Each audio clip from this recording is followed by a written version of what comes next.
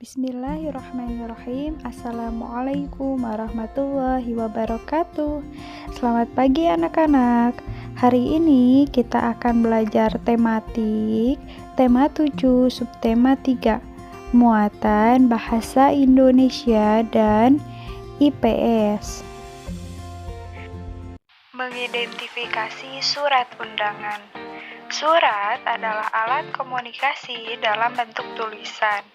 Surat undangan merupakan surat yang berisi pemberitahuan dan permintaan kesediaan seseorang untuk menghadiri suatu acara atau kegiatan. Kalimat yang digunakan dalam undangan haruslah efektif, yaitu singkat, padat, dan jelas. Tujuannya agar orang yang membacanya dapat segera mengerti isinya.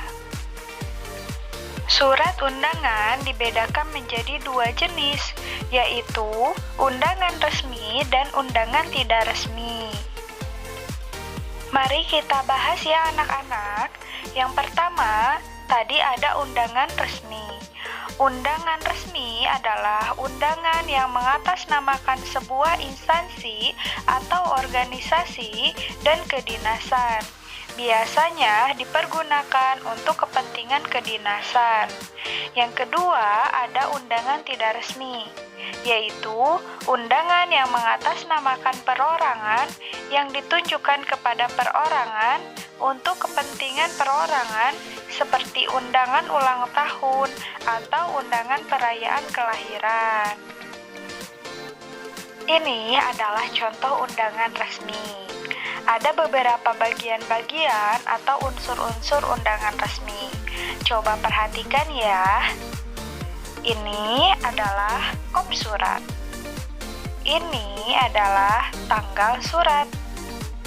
Lalu, ini adalah nomor, lampiran, dan perihal surat. Selanjutnya ada alamat tujuan. Lalu yang ini adalah salam pembuka. Dan ini isi surat. Selanjutnya ada salam penutup, juga ada nama pengirim. Dan yang ini merupakan contoh surat undangan tidak resmi. Selanjutnya masuk ke pembelajaran IPS ya anak-anak. Di sini ada kegiatan pembangunan untuk mengisi kemerdekaan. Seperti yang kalian ketahui bahwa tujuan dan cita-cita Indonesia yang tercantum dalam Pancasila dan Undang-Undang 1945 yaitu mewujudkan keadilan dan kemakmuran yang merata bagi masyarakat Indonesia secara material maupun spiritual. Tujuan dan cita-cita tersebut menjadi dasar pembangunan nasional Indonesia setelah kemerdekaan. Pembangunan dapat diartikan sebagai yang pertama, suatu proses yang dilakukan oleh manusia untuk memperbaiki tingkat kehidupannya secara material maupun non-material atau spiritual. Yang kedua, usaha untuk menciptakan kemakmuran dan kesejahteraan rakyat yang hasilnya dapat dinikmati oleh seluruh rakyat secara adil dan merata. Berdasarkan tingkat ekonominya, Indonesia tergolong sebagai negara berkembang. Oleh sebab itu, bangsa Indonesia masih memerlukan pembangunan secara menyeluruh di berbagai bidang, baik ekonomi, sosial, budaya, dan politik.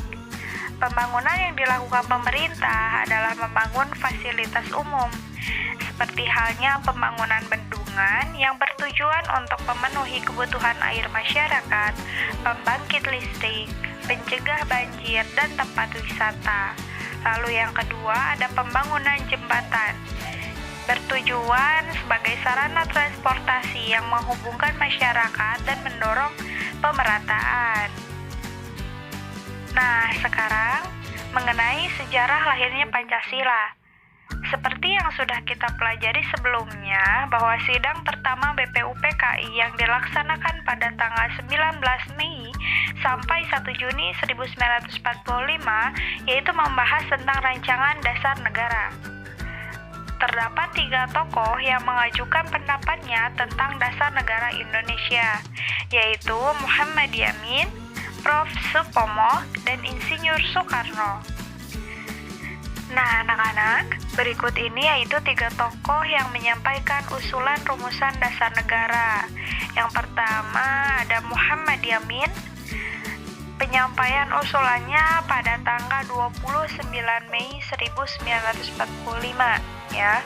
Lalu rumusan dasar negara yang dirumuskannya pertama ada pri kebangsaan, yang kedua ada pri kemanusiaan, yang ketiga ada pri ketuhanan, yang keempat ada pri kerakyatan, dan yang kelima adalah kesejahteraan rakyat. Yang kedua ada Prof. Supomo. Penyampaian usulannya adalah pada tanggal 31 Mei 1945. Lalu rumusan dasar negara yang dirumuskannya adalah yang pertama ada persatuan, yang kedua ada keseimbangan lahir dan batin, yang ketiga kekeluargaan, yang keempat keadilan rakyat, yang kelima musyawarah. Lalu ada yang ketiga yaitu Insinyur Soekarno. Waktu penyampaian usulannya adalah pada tanggal 1 Juni 1945. Lalu rumusan dasar negara yang dirumuskannya adalah nasionalisme dan kebangsaan Indonesia, yang kedua ada internasionalisme dan pri kemanusiaan, yang ketiga ada mufakat atau demokrasi, yang keempat kesejahteraan sosial, yang kelima ketuhanan yang Maha Esa. Kelima asas yang diusulkan oleh Insinyur Soekarno disebut Pancasila. Peristiwa tersebut melatar belakangi penetapan hari lahir Pancasila setiap tanggal 1 Juni. Pada tanggal 18 Agustus 1945 disahkan Undang-Undang Dasar pada sidang PPKI, termasuk pembukaan Undang-Undang Dasar 1945. Di dalam pembukaan Undang-Undang 1945 termuat isi rumusan prinsip dasar negara yang disebut Pancasila. Tepatnya pada alinea keempat yang berbunyi 1. Ketuhanan yang Maha Esa, 2. Kemanusiaan yang adil dan beradab, 3. Persatuan Indonesia, yang keempat, kerakyatan yang dipimpin oleh hikmah kebijaksanaan dalam permusyawaratan perwakilan, yang kelima, keadilan sosial bagi seluruh rakyat Indonesia. Nah, itu ya pembelajaran hari ini. Mudah-mudahan kalian paham. Sekarang tugasnya kalian kerjakan halaman 162 latihan soal subtema 3. Muatan bahasa Indonesia nomor 1-5 dan halaman 164 muatan IPS nomor 1-5. Terima kasih sudah menyimak video dari awal sampai akhir. Mudah-mudahan kalian tetap bersemangat. Terima kasih. Assalamualaikum warahmatullahi wabarakatuh.